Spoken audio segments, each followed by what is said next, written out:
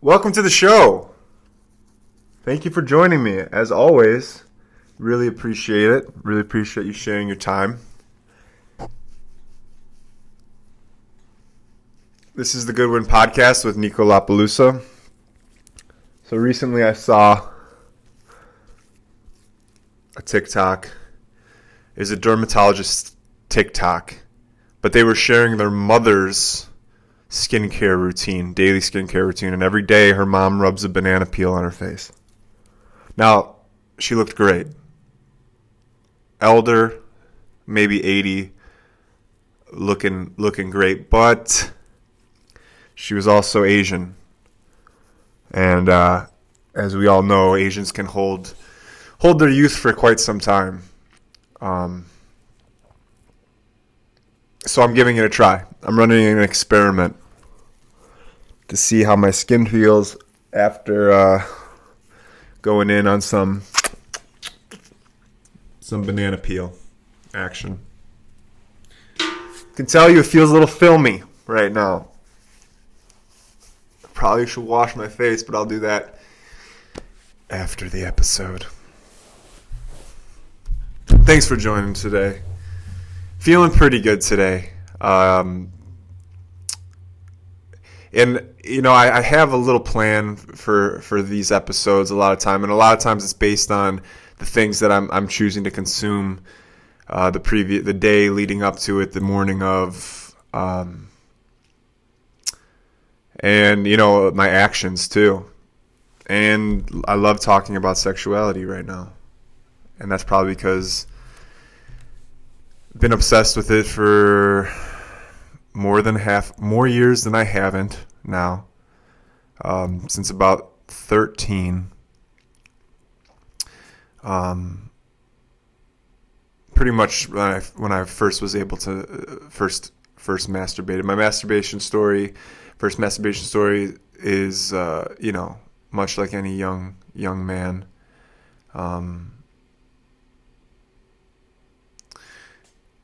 No, and it's also not, because I was a late bloomer on the puberty scale. In middle school, I'd go over to my friend's house and he had cable, and they're 7th, 8th grade. You watch Showtime until midnight, or start watching Showtime at midnight. You get the porn, and he had a huge U couch, a big U couch, a basement, so we felt isolated. He'd put on the porn, and we each have our own blankets, and he would masturbate, and I would fake it. And that's a true story. And there was even times where there would be 2 or 3 of us, all with our individual sections of the couch, all with our individual blankets, and they would masturbate and I would fake it because I couldn't yet. And I remember one time, because I was challenged, I was asked, hey, everyone wanted to see each other's cum, and of course I didn't have any. So instead of just telling the truth, the truth would have been way too hard at that point. I ran to the bathroom, grabbed a washcloth, and squeezed out some coconut vanilla suave shampoo onto a washcloth, smashed it together, hamburger style, and I came out and I showed them the pool of suave shampoo in hopes of tricking them to think that it was my semen. And they didn't believe me at the time. They didn't believe that my semen smelled like coconut and vanilla so richly and so delicately. And you know what? That's my bad. Of course it's my bad. Not trusting in their intelligence, thinking I can pull a fast one like that. But it's a weird situation. Being 13 is a weird situation. If you're 13, you're going through it right now. Probably no weirder time in life. There used to be, turning 13 is becoming is coming of age. And there used to be ceremony to bring women into age, and there's still bar mitzvahs and bat mitzvahs in the Jewish religion. But as far as coming of age, you kind of do it on your own now. So that's my non-masturbation. My first non-masturbation stories were basically going over to a friend's house, playing sports all day, loving life, not thinking about women at all. But everyone else around me was going through the heat of blossoming into their flowers, and so they were baiting, and I was faking. But there eventually came a morning before school where I just gave it my best effort. I was 13, freshman in high school, and it happened. I did it. It happened. And I remember my penis feeling different for the whole day. The entire day, there was I could just feel my urethra. And then so in the morning, I did it before school because you wake up with a morning erection. And then I went for it, of course, using my imagination, and I came, and I was so excited to finally have evidence that I was going through puberty 2 years later than my cohorts, my friends. And I remember walking downstairs that morning, extra pep in my step. I think I dressed like Tiger Woods that morning, red polo shirt, black slacks, pleated. And my mom said, "Why are you so happy?" And I said, "You wouldn't understand." And I said, "You wouldn't even understand why I'm so happy. There's nothing in your mother's brain that could possibly understand why I'm this happy." And the day I was walking on sunshine with a slight tingle in my urethra. And then that's the way it went. And then the nightmare really began.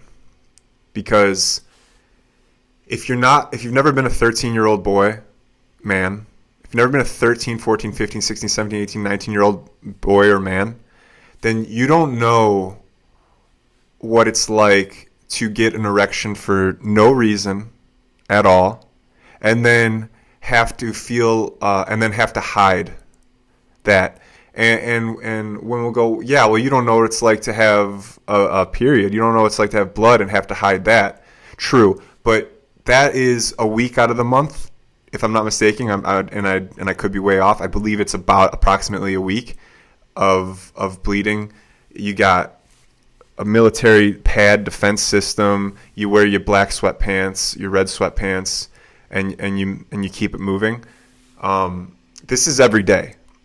This is every single class period. I had 8 periods of high school every single day. And every single day, 10 minutes before the bell ring, all I was thinking is, I hope my boner goes away so that I can get up without having to put my backpack in front of me and pretend like I'm putting papers away as I walk the 5 minutes to my next class.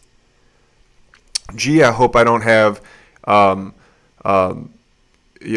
hope my boner doesn't get exposed. And you can't always flip it up into your waistband. One, you need a sturdier pant. You need a denim, a corduroy, and maybe a belt. And you don't want that friction in your life.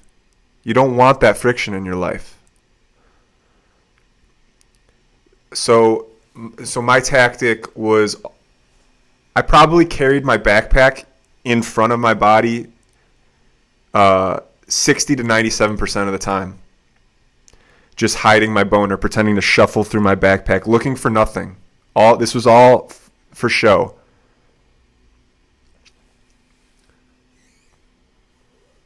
So I would just be anxious to get home. On the bus ride, my legs would be shaking just knowing what I was going to do to myself running straight up into my room and taking care of the business. The business being masturbating. And I don't know why I never just tried to do it at school. Like, it wouldn't have taken much. It's like the combination of, it was all unknown. Sex was all unknown. I just knew what it would, the pleasure and orgasm would give me for a brief moment. And I probably could have taken care of it at school, maybe walked through the halls boner free. Never did that, though. Never got around to just going into a stall mid-class, like in between classes, and just taking care of, and that might have subsided the boner. It might not have, though. Boners were like breathing. It didn't take anything. I remember seeing some chalk dust, and the chalk dust had nice curves and getting a boner. I remember doing algebra, and the parentheses in a particular equation were just thick enough to give me a boner. The smell of Abercrombie and Fitch, man or woman's cologne, perfume, immediate erection. Anything. If a girl had a little piece of tapioca pudding on her chin hair, bone erection immediately. I remember there was one class we were sitting in a U shape, and I was sitting across from just being infatuated with the girl I was sitting across, and she used to just put her legs up underneath the desk, and I would just couldn't. Now, it wasn't predatory or anything. I should be said, I didn't even have a sexual experience until I was 19. Which probably explains a lot. But without explaining it a lot, it was like, it's just a small nightmare, That, those hormones and that desire without having an outlet, I guess sports. And it was all imagination-based. Masturbating was all imagination-based. And it didn't take much. I made a TikTok about this. Is like, I used to think that shower sex was like the pinnacle of the sexual experience. And that was like my go-to fantasy. It was like, oh man, that'd be so hot. But now, having tried it a handful of times, the lubrication gets messed up if the water's hitting her shoulder, splashing you in the eye. So you need to move the shower head, and it's, it actually decreases the sensation. I prefer a dry and cooler experience than shower sex. So just pure fantasy and imagination. I was running off of pure imagination. Now, it wasn't until I turned, I think, 15, 16, we got internet in my house. What year was that? 2002. We were late to the game. Getting internet in my house, 2004. And there wasn't Pornhub. There wasn't XNXX, UJIZ. None of this was out yet. There was dial-up internet. Our computer was centrally located in the busiest traffic areas of the house. No personal internet devices. And when the house got empty, it was a massacre. When I was the only one in the house, the few times, massacre. I would go, the first time I got caught looking at porn, I didn't get caught white-handed. I went to, I typed in webs like boobs.com, milfs.com, and then you had to pay for everything. Back when you had to pay for all sorts of porn, there would be banners with a boob, and I would drag that image to a Word document, and I would make collages of like single boobs, one butt cheek, all different colors, all different creeds, and just like fake boobs, regular boobs. And I compiled this images, and I'd print them out. I'd print out the paper, and I left the paper in the printer one time. And my dad found it. And he was upset. A good Christian father. Upset. And that would be it. Collaging images. And I want to talk about porn today. I watched a really interesting TED Talk about porn and its effect, and there's a lot I agree with. It is a little skeptical that porn is 100% free to me. People do pay for it, and people would pay for it.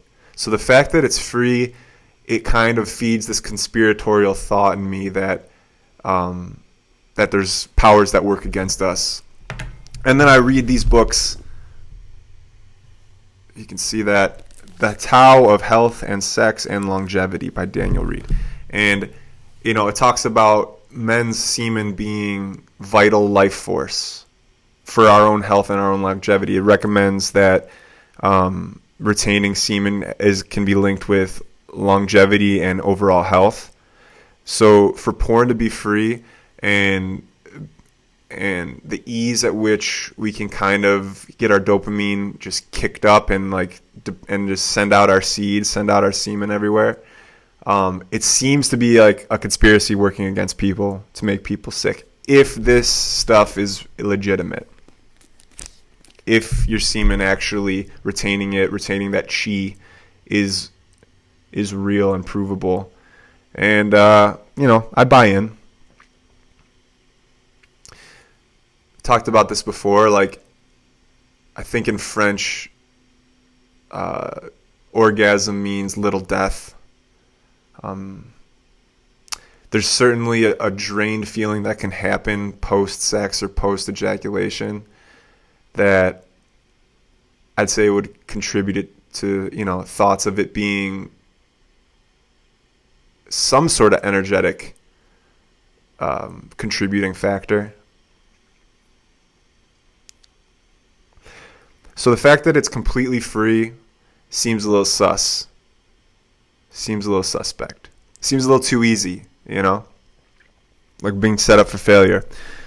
But this TED Talk I was listening to, it was, at first it was a little cringy, maybe like this episode so far. But I liked how the speaker associated the aggression that's normalized in sex through porn. And porn was my primary sex ed teacher. Porn and then trial and error. I went to a Catholic middle school and we had a sex ed class, I think, in 7th and 8th grade. And I don't remember anything. All I remember is in the glossary there was words like scrotum, and we would look at those words and we would make jokes. But it was like God-orientated sex, probably focused around celibacy. I remember one time they brought in a woman who had 3 abortions, and she got up and told us all how big of a mistake it was, and cried in front of all of us for about an hour. And then they showed like awful images of like babies in buckets, and like it was like complete scare tactics, complete fear mongering. And that's what I remember from my sex education. So, and I don't think I'm unique in this perspective. Like, porn is kind of like the main sexual education most people are getting, because it's their most direct access to a visual representation of what sex is. And the correlation found, of course, is the aggression linked to people who learn primarily through porn. And it makes sense, like they sampled, I think, they randomly selected, or they took the most popular porns watched in a specific time zone, a time range, and they randomly selected scenes, 30-second scenes, and 9 out of 10 of them had either verbal or physical abuse, slapping, spitting, name calling, bitch or slut. And it's like 9 out of 10 seemed a lot. And as being a porn watcher now for 15 years, gone through cycles of watching it, not watching it, it's like, yeah, it's obvious. You know, it's all over. Like, just look at the titles. I think you just have to sample the titles. It's either like aggression or familial, sex, stepmom, stepsister, and etc. And the sexual experience, that put a tremendous amount of pressure on me because I didn't equate aggression with even my fantasies. Like, my imagination that I would paint of a sexual experience was like I would go overly romantic or sensual or caring or like, and that kind of changed. Like, I'm like, oh, this is, and I don't remember it being distinct. It was just more like subtle shifts, like, oh, a girl's not enjoying themselves unless they're screaming in rapture or moaning a particular way, or they like, being like, I just can't imagine, like, why is slapping someone in the face, how is that associated with pleasure? Even if there is a small percentage of people that like it, and I can definitely relate to aggression in sexuality as pleasurable, but it's hard for me to discern whether I learned that or whether I actually wanted it. It's like I learned that women get pleased with a certain amount of roughness through the majority of porn that I watch, and it's like it's taken me kind of a while just to slow down, I guess, and incorporate like just a gentleness to it, which I actually prefer. Like, so I learned primarily sex education through the internet, through friends, and hearing their stories. Didn't have sexual experiences in high school. I had one girlfriend, but we didn't have sex, and it wasn't until college that I had my first sexual experience, and then it was all trial by fire. It was trial and error, mostly error. I think the first like few partners I had like never talked to me again, just because I was so nervous. It wasn't any like crazy discrepancies or like certainly no violence or anything like that. It was just like overwhelming sense of needing to perform a certain way and then failing my own thoughts of what performing was, coupled with just like the nervousness of doing it wrong and then them not liking me, and then that's of course what ended up happening, because I would let that thought be the primary ingredient to the sexual experience. It was void of enjoyment for a while, 3 or 4 years. Like, I wouldn't have any recurring sexual partners because I think I would let them down, or I did let them down, and then it just would fizzle out.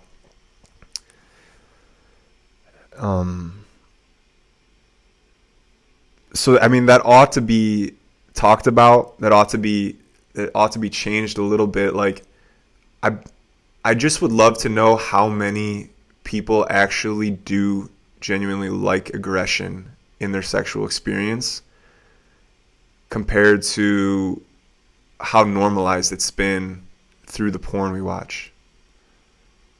Like, it can't be that high. Like, and even, yeah, it's just, that seems to be a byproduct of porn being our central like learning agency of the sexual experience.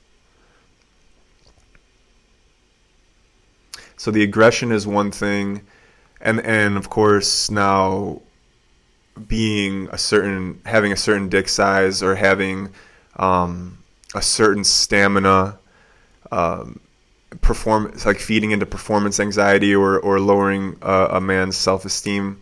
And I'm going to focus on male sexuality because it's like more experiential. Of course, I can speak more to that. And I have a series on TikTok about things I wish I knew about sex before I was 30, and I do address some of these things. So maybe looking at that, but in terms of size, it matters. I think on the front end of the sexual experience, it might be particularly exciting to see, like a certain penis size. But ultimately, I think the hardness. I think this book's like the hardness. Like even a smaller weapon with that maintains its hardness, for an extended period of time, will do the trick. And I want to get into some of these things because, one, I don't know how to fully believe, to believe this. And two, it is decent stuff, and it offers sexuality at a different perspective that I think is healthy. It's healthy to talk about it. It's certainly a huge part of my life has been my relationship to myself, my relationship to sexuality. And, wanting to know, and fortunately now, 30 years later, so 15 years after kind of starting the sexual journey, for the past like 5 or 6 years, there's just been a lot of learning, a lot of growth. I've had partners that I've been able to trust and be able to have open conversations with, been able to experiment, try new things, rest some of my performance anxiety issues, and just enjoy the experience way more. Something that I craved since the beginning of practicing sexuality. So I flipped to the page where it talks about different thrusting techniques. So it lays out 9 different thrusting techniques, which it's all written like poetry. But let's go through these. Lee Tung Swan listed a number of thrusting styles in The Mysterious Master of the Cave. That's a book. Press the root of the jade stem. They use all these different names for penis and vagina and clitoris. Jade stem is the penis. Press the root of the jade stem tightly against the mound of the jade gate being the vulva. Shuttle up and down and saw at the gate as if cutting open an oyster to reach the precious pearl inside, of course, the clitoris. So that's non-penetrative thrusting in a sawing motion using the root of your penis. Technique number 1. Technique number 2, thrust deeply into the jade gate, then slowly withdraw the stem up against the golden gully. The golden gully? Question mark. The golden gully is the upper vulva, of course. As if slicing through stone in search of precious jade. That seems same. Thrust deeply, out deeply, then slowly withdraw, and then do the slicing technique. So in, out, slice, back in, it seems like. Technique number 2. Technique number 3. Use the jade stem to thrust vigorously in the region of the jade terrace. And of course, the jade terrace is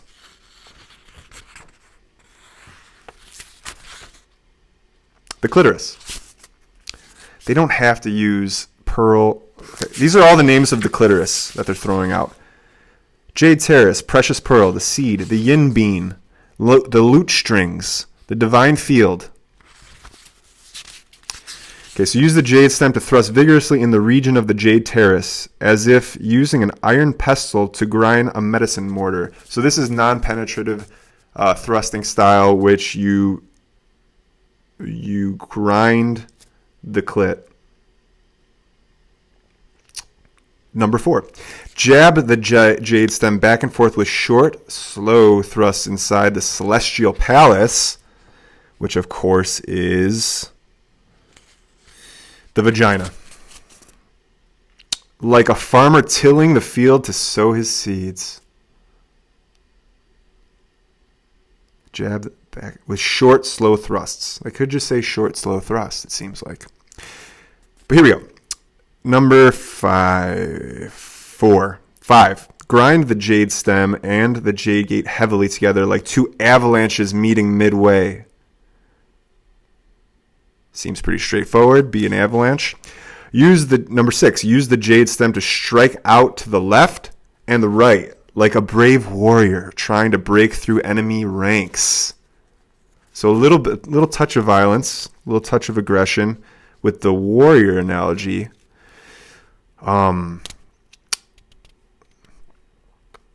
Ejaculation being compared to surrendering or death of the man.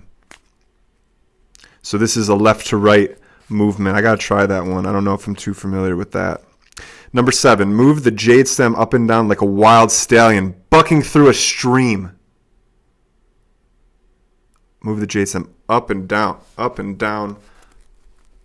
and the penis is the stallion bucking through the stream. I imagine. I don't think you're this. Maybe you are. You know, all of these are going to take a little bit of exploration. And that's kind of my point. Like, find someone, build it, like, yeah, as easy as that. Yes, it is. People they want to connect. They want to be together. Find someone that you can just trust, which is not easy, but it's earned. Earn their trust and have this sexual exploration with curiosity and compassion, etc.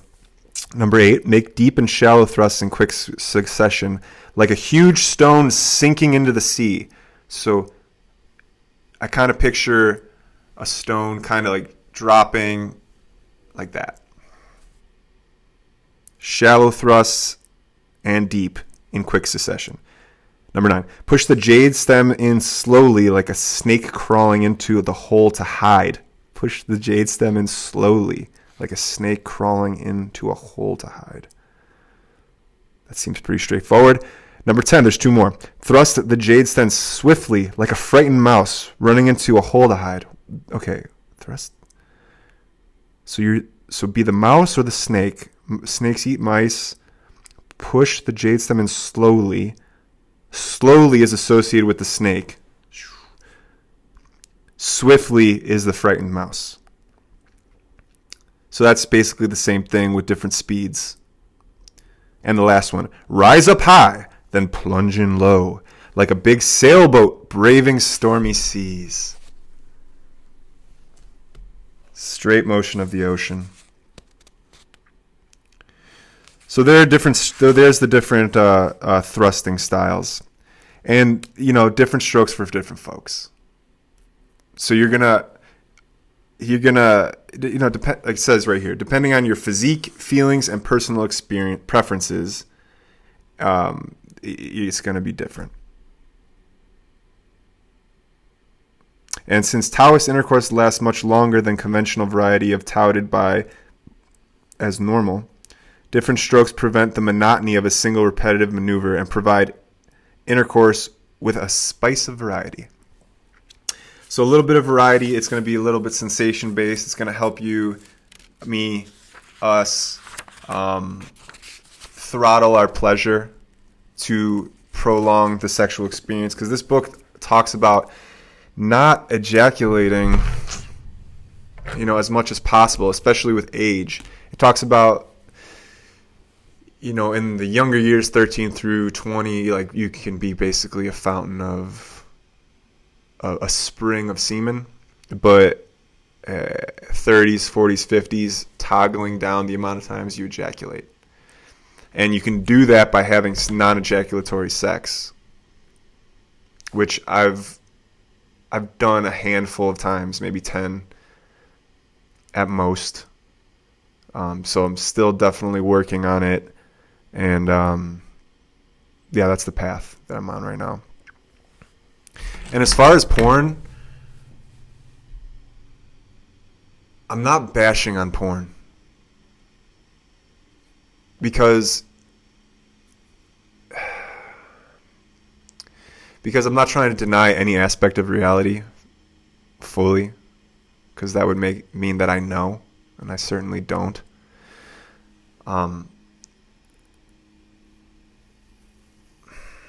I watch it sometimes, and I try to enjoy it as much as I can.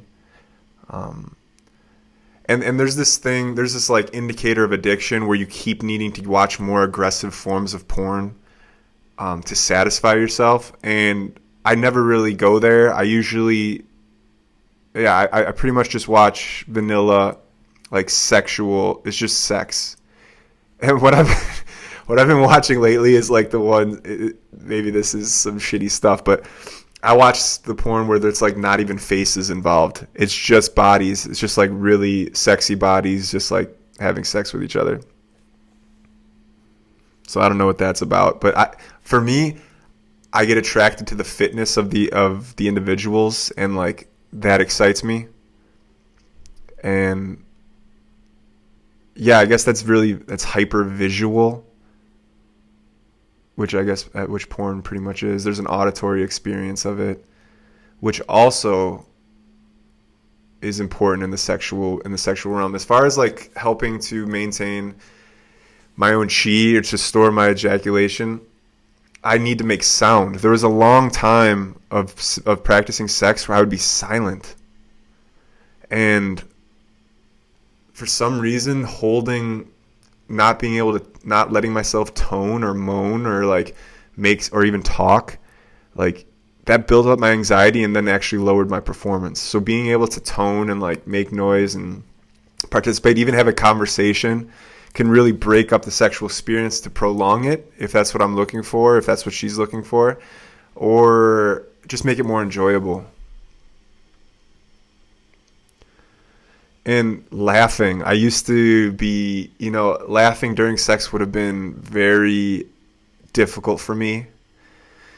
Earlier 20s. And maybe even sometimes if I feel like I'm taking myself seriously or I'm trying to do something, it's basically me taking myself too serious. But laughter can be so rewarding. And it can actually like increase the pleasure. Like, it'll cause like the vagina to pulse a little bit. It might even cause like your penis to pulse a little bit, and that's like, that could be fun. Who doesn't like to laugh, especially if it's an authentic laugh? Like, that seems pretty healing.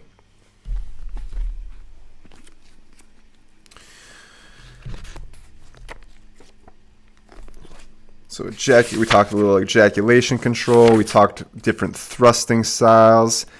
This is the part where it talks about men regulating their ejaculation based on age. So take what you want from this. By the age of 30, a man begins to lose his vitality and should stop squandering his semen recklessly. It's time to give up the habit of masturbation and become acquainted with the Tao of yin and yang.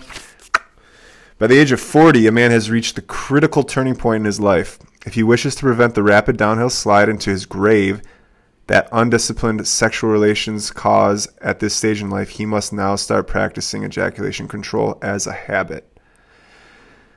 Well, that gives me 9 years, but I'm, getting a jump on it. And they're pretty dramatic. I mean, the rapid downhill slide into the grave. Like, they really bind man's ability to store his chi with his semen. And it could be true, but it also could need more evidence. By the age of 50, his ejaculation frequency should be no more than once every 20 days. Okay, so 50, once every 20 days, that sounds like once a month-ish. Almost 2 times a month. That seems Still like a good time. And this doesn't say that you can't have sex. It says you shouldn't ejaculate at that frequency.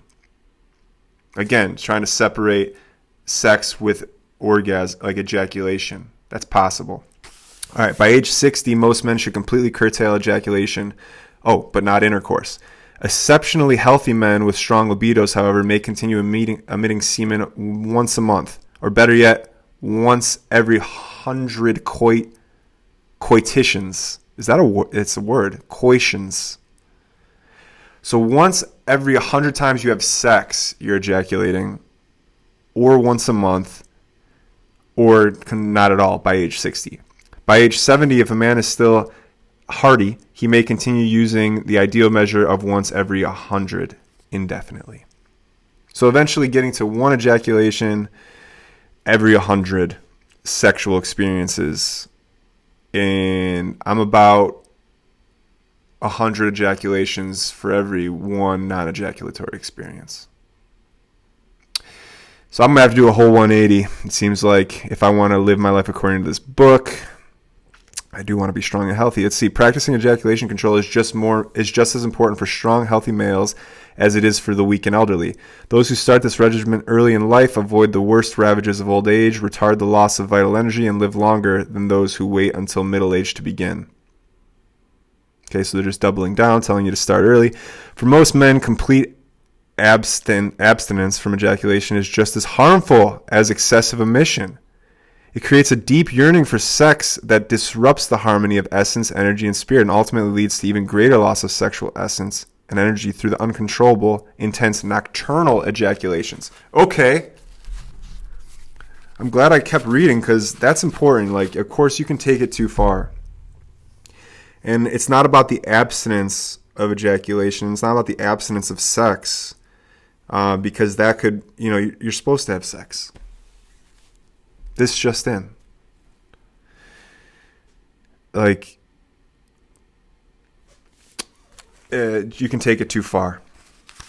I wonder if you don't lose it, you lose it type of mentality. I'm sure it can be put in here, but I don't know if that's necessarily true. I bet even if I went like a year or two without ejaculating or sex, I could probably get it back going at this age.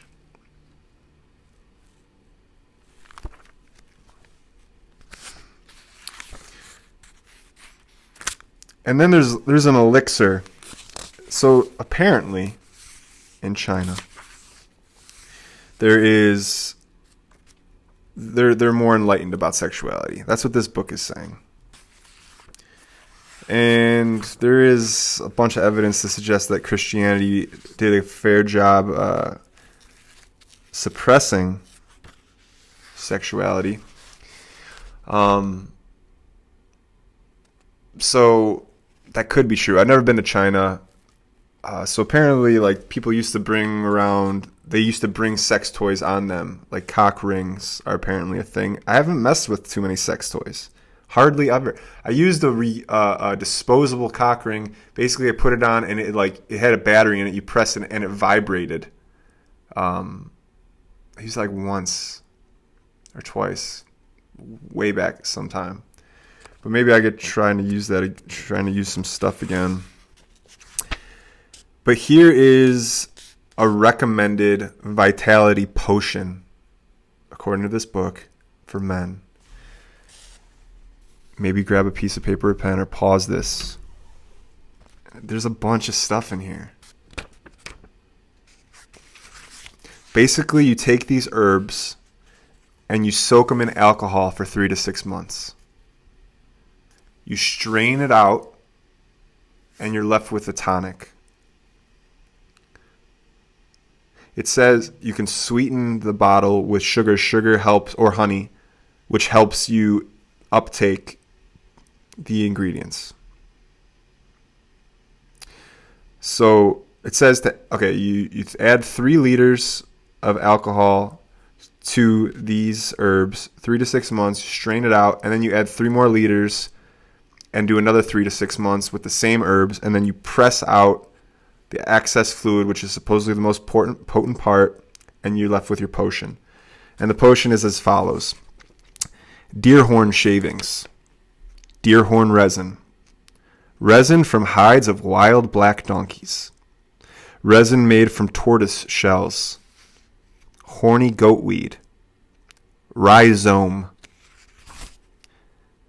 astragalus root, angelica root, hardy rubber tree bark, Chinese wolfberry, Japanese wax privet seeds, cinnamorium stems, dried human placenta, Korean ginseng root, black raspberry seeds, seahorse, red spotted lizard.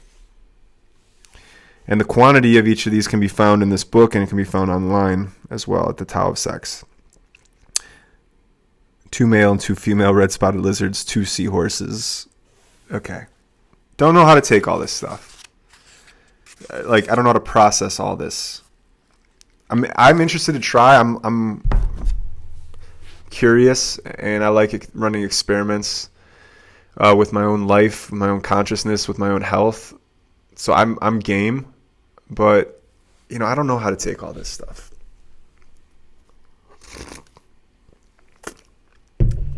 I don't know how valuable this stuff is. It says, books are biased. And okay, so health and sex and longevity. Longevity isn't only based on retaining your semen. It's about chi, and there's forms of chi. And they also have movement practices, and they also talk about the importance of breathing practices as well for long life exercises. And there's a bunch. There's vital points that they talk about. If I was to do everything in this book, it would be like 4 hours a day. I would be doing breathing exercises, movements, meditations, and focusing on not ejaculating, which would probably be the biggest portion. And not to say that that's too much. I mean, what's that for supposedly increasing your life and the quality of your life? It might not be that tall of an order. 3 or 4 hours of practicing or working on my health.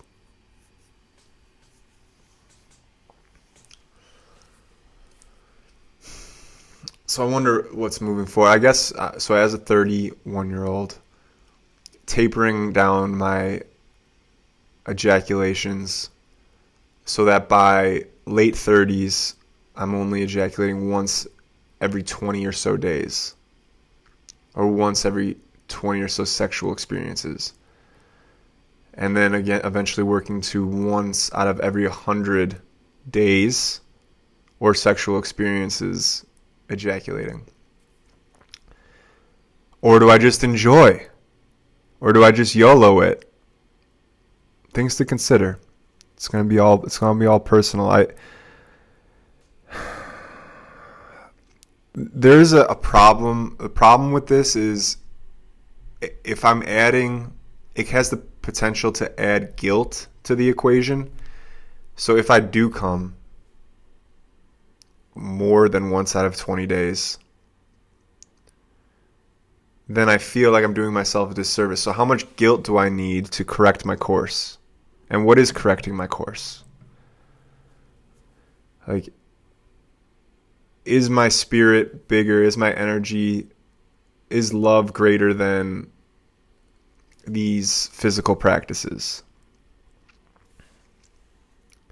Is zero shame required? Will I eventually just get there with this by setting this intention to be more control or discipline over my sexual experience? Maybe I let that go and allow myself to approach that goal when I'm ready. That seems to be maybe path of least resistance. Or how much effort do I put in, and what level of course correcting shame or discipline do I impose on myself if I can't seem to uphold the integrity of my goal? It could be zero. Because I know with my other addictions, such as like caffeine, cannabis, I've had to approach them really gently. seeming to, build up this expectation of being completely sober and completely clear, and then letting myself down time and time again, the guilt can be as destructive. Just things to consider.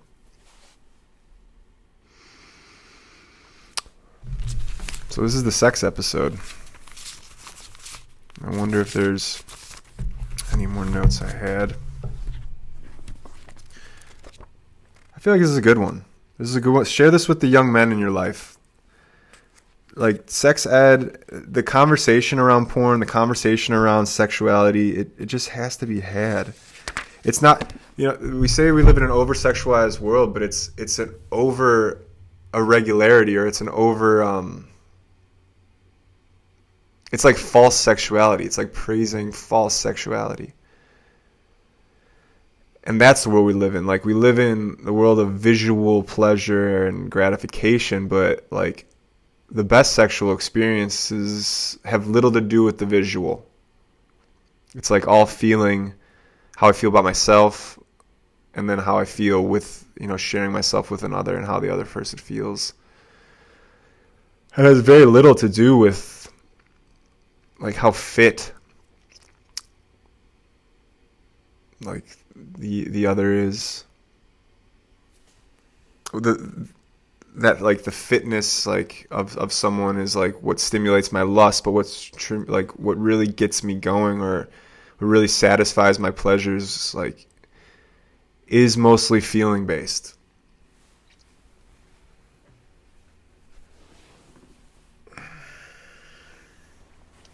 Which is not a new concept. My point is that it needs to be talked about. I think you should, if you have young men in your life particularly, young men have the burden of practicing. Our sexuality is more vulnerable. I wonder if I can find, that's a beautifully written, oh, wow, flipped right to it. As clear by now, most Taoist advice on sex is addressed to men who need it more. Yang is by nature weaker and more vulnerable to depletion than yin, and therefore it needs to be carefully nurtured, especially during intercourse. Nevertheless, the Tao is a two-way street, and Chinese history offers us several colorful examples of aggressive women who applied the Tao the other way, using yang to nourish yin. Oh, because yin primarily nourishes yang with its feminine, primarily nourishes masculine with its abundance of energy, but it can go either way because they go together.